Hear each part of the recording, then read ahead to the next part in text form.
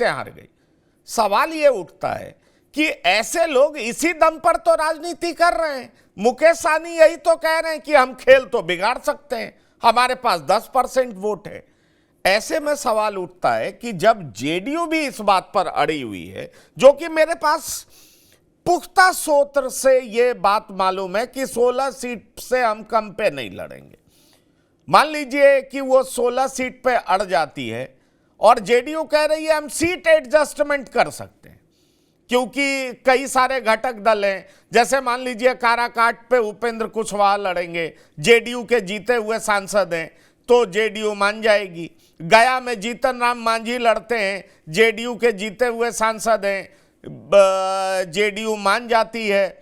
नवादा अगर बीजेपी लड़ती है और एलजेपी कहती है रामविलास की हमें जहानाबाद दे दीजिए, जहानाबाद से जीते हुए सांसद जेडीयू के हैं, नीतीश कुमार मान जाते हैं, तो कुछ सीटों का एडजस्टमेंट तो हो सकता है। पर यह नंबर कम करने के लिए जेडीयू भी तैयार नहीं है, नंबर कम करने के लिए चिराग पासवान भी तैयार नहीं है। सवाल यह उठता है, नंबर पे मुकेश सहनी भी टिके हुए हैं। तो मैं आपसे प्राथमिकताओं के आधार पे यह समझना चाह रहा हूं कि बीजेपी किसको कैसे डील करेगी। जेडीयू को सबसे ऊपर रखेगी, बाद में एलजेपी को रखेगी, उसके बाद जो ऑप्शन बचेगा उसमें जो सीटें बचेगी वही सीट तो वीआईपी को देगी कि आपके लिए एक बस्ता है, एक लीजिए और मान जाइए। उपेंद्र कुशवाहा आपके लिए एक बस्ता है, एक लीजिए, आप मान जाइए। जीतन राम मांझी आपके लिए एक बस्ता और एक ले लीजिए। और पशुपति नाथ पारस आप हमारे सिंबल पे लड़ लीजिए और हम आपको एक मनचाहा सीट दे सकते हैं, इससे ज्यादा हम इंटरटेन करने की स्थिति में नहीं। बिल्कुल, देखिए, बल्कि मैं प्रायोरिटी की बात आपने की है कि किस तरह से इसे प्रायोरिटाइज करेगी भाजपा, तो बिल्कुल मैं इस बात से सहमत हूँ और मैं भी यही मानता रहा हूँ कि नीतीश कुमार जी की जो अगर वोट बैंक की बात करें, उनकी जाति समूह की बात करें, तो निश्चित तौर पर उनका वोट बैंक चिराग पासवान से इंडिविजुअली स्पीकिंग ज्यादा नहीं है। हाँ, लेकिन चूंकि उन्होंने एससी एसटी में जो वो एससी में खास करके उन्होंने दलित महादलित का जो एक परम्यूटेशन किया था, हालांकि बाद में तो सारे सबों को महादलित का ही दर्जा मिला, तो उससे एक फायदा उन्हें ये हुआ था कि जो रामविलास जी को जो फायदा होता था, अब दलित वोट लोग कहते हैं, लेकिन एससी एसटी वोट की ही अगर हम बात करें तो उस कंटेक्स्ट में वो इकट्ठे सारा का सारा लेकर के चले जाते थे, तो उसको इन्होंने काट दिया था। और मैं तो रामविलास जी का काफी नुकसान हुआ था। हालांकि बाद में रामविलास जी की पासवान जाति को भी समेट लिया गया था, वो आ गए थे, लेकिन उसकी वजह से जो एससी कोटे से या एससी का जो ओवरऑल जो वोटिंग का जो स्ट्रेंथ है, उसमें सेंध तो नीतीश कुमार जी ने मार ही दिया था और वो नीतीश कुमार जी की ओर उसमें से एक बड़ी संख्या चली गई थी और उन सबों को देख करके उनकी ताकत बढ़ी। अच्छा, उतनी ही नहीं बढ़ी, अगर ओबीसी में भी सिर्फ उनकी ही जाति नहीं, कुछ और लोग भी जो उस तरह से उनके कोई खास फ्लैग बेयरर नहीं रहे हैं लोकल लेवल पर, तो वो लोग भी उनके साथ रहे, तो इस आधार पर ऑब्वियसली उनकी ताकत बढ़ जाती है। जो अभी संजय जी कह रहे थे वो 10 के आसपास, 11-12 के रेंज में, निश्चित तौर पर उन सबों को जोड़ लीजिए तो आप चले आते हैं।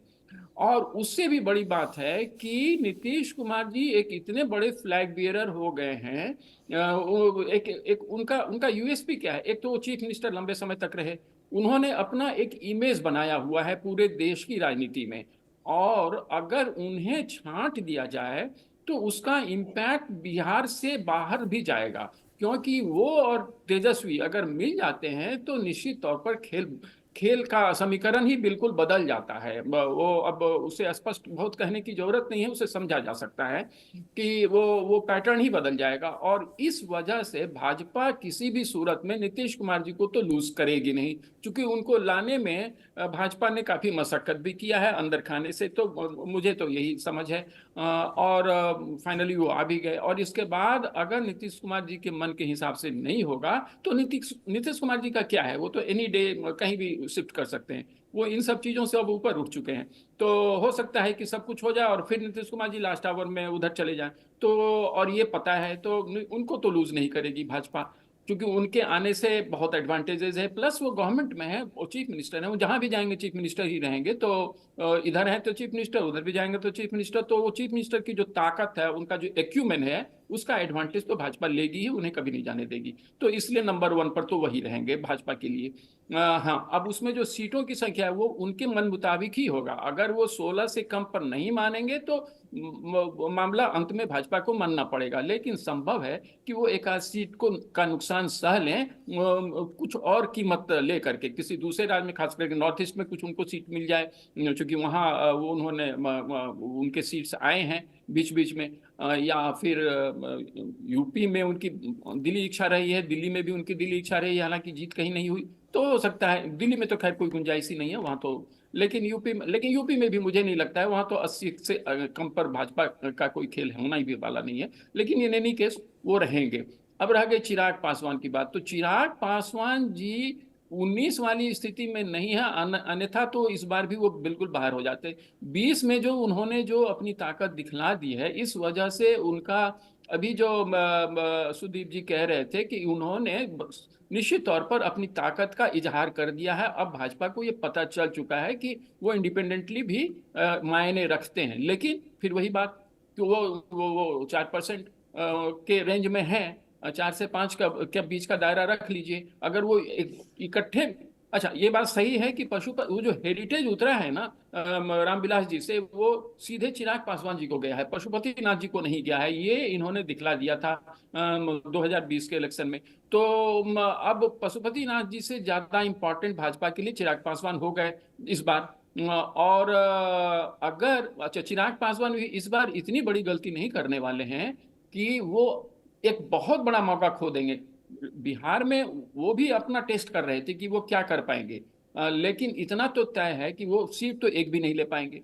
एकदम पक्का है कि अगर वो भाजपा के साथ नहीं आए, हाँ अगर वो फिर तेजस्वी जी के साथ चले गए तो निश्चित तौर पर वो जाएंगे ही। अगर इधर उनका कोई एकोमोडेशन नहीं हुआ तब तो फिर कुछ सीट वो जरूर ले पाएंगे, अगर चीजें कुछ सुधरी तो। लेकिन इन एनी केस उतनी सीट नहीं ले पाएंगे जितनी सीट वो भाजपा के साथ रहकर ले पाएंगे। और दूसरी बात, भाजपा में रहने से उन्हें मंत्री पद मिल सकता है, ये भी साफ देख रहे हैं। दिल्ली का मंत्री पद मिल सकता है, केंद्र का।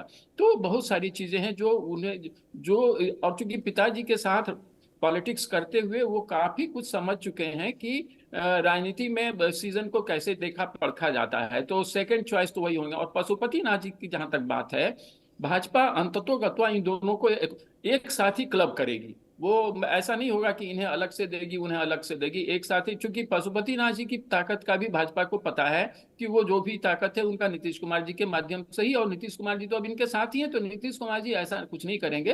वो थोड़ा उस मामले में वो भाजपा के साथ ही रहेंगे। और जो अभी बात उठा था कि शायद आपने ही कहा था कि वो हो सकता है कि उनको भाजपा कोटे से मिल जाए। हालांकि संभावना तो मुझे कम दिखती है, लेकिन ऐसा हो सकता है कि वो उनको सीट तो कोई ना कोई मिलेगा। लेकिन पेच फंसा हुआ है कि अब कहाँ से, क्योंकि अब हाजीपुर वाला एक, वो भी एक क्लॉज जो उन्होंने चिराग पासवान जी ने लगाया हुआ है कि जब हम लड़े, हमको तो हर हाल में हाजीपुर चाहिए। तो हाजीपुर में हो सकता है कि अंत में चिराग पासवान जी को ही मिले, और पशुपति नाथ जी को कोई कोई और जगह पर एकोमोडेट करने पड़ेंगे, या तो वो इनकी जगह पर जाएं जहां से चिराग पासवान जी जीते थे, या कुछ भी कैसे भी उन्हें तो फिर। लेकिन वो 5 का सीट से ज्यादा वो देने वाली नहीं है भाजपा। और ये उनको बता दिया जाएगा कि अगर आप इस 5 पर नहीं तैयार होते हैं तो नुकसान आपका होना है, फिर तो हम आगे इंडिपेंडेंटली बढ़ेंगे। और जब इस तरह का खतरा सामने दिखेगा, क्योंकि कहाँ तक आखिर नेगोशिएशन किया जाए, एक लेवल पर आकर के तो ये ब्रेक करने वाला थ्रेटनिंग लोग देंगे ही एक दूसरे को अपनी अपनी ताकत के हिसाब से। तो वैसी हालत में चिराग पासवान जी भाजपा के साथ वही 4-5 सीटों के अंतर्गत पर मानेंगे। हाँ, उन्हें भी हो सकता है एक दो जगह और कोई एडवांटेज उनको मिल जाए कहीं। ये एडवांटेज है, हो सकता है पंजाब में उनको मिल जाए, क्योंकि पंजाब में चांसेस है, या कहीं यूपी में तो मुझे चांस नहीं लग रहा है, पंजाब में हो सकता है भाजपा दे दे। तो एक ये हो सकता है। और रह गई बाकी, इसके बाद और दोनों की कोई गुंजाइश मुझे नहीं दिखती है। एक एक सीट दोनों को मिलने वाला है। अगर उपेंद्र कुशवाहा जी आते हैं, तो चूंकि इंडिपेंडेंटली इन लोगों ने कभी अपना कोई इलेक्शन नहीं लड़ा, भाजपा के साथ रह के भी भाजपा के साथ रहकर ही कुछ कर पाएंगे। और जहां तक इनका भी बड़ा शेकी स्टैंड रहता है मांझी जी का, लेकिन इस बार उन्होंने बहुत क्लियर कर दिया है कि हम जब भी रहेंगे भाजपा के साथ रहेंगे। तो उनको भी पता है कि सरकार बनने वाली भाजपा की है, तो अंत में फायदा उनको होगा। तो उन लोगों को एक एक सीट पर ये मामला बनेगा। तो वो, और जहां तक इनका लगता है चिराग पासवान जी और दोनों को मिलाकर के 5 के हिसाब पर सीटें जाएंगी, उससे ज्यादा कुछ होने वाला नहीं है। नीतीश कुमार जी भी उसी पर रहेंगे। अब 16 सीट से कम पर शायद वो मानेंगे भी नहीं और उन्हें वो देना भी नहीं चाहेंगे। हालांकि उसके बावजूद भी चूंकि नीतीश कुमार जी का जो ग्राफ है पॉलिटिकल ओपिनियन के हिसाब से, जो ग्राफ है वो गिरा है, वो पहले की भांति नहीं है। इसलिए हो सकता है कि नीतीश कुमार जी उतनी सीटें नहीं ले पाए जितनी सीटें वो जीतने वो उनको मिलेगा। तो इसमें ओवरऑल नुकसान तो एनडीए को होगा, लेकिन फिर तो ये पॉलिटिक्स है, कहीं ना कहीं कुछ तो करना ही तो पड़ेगा। कुल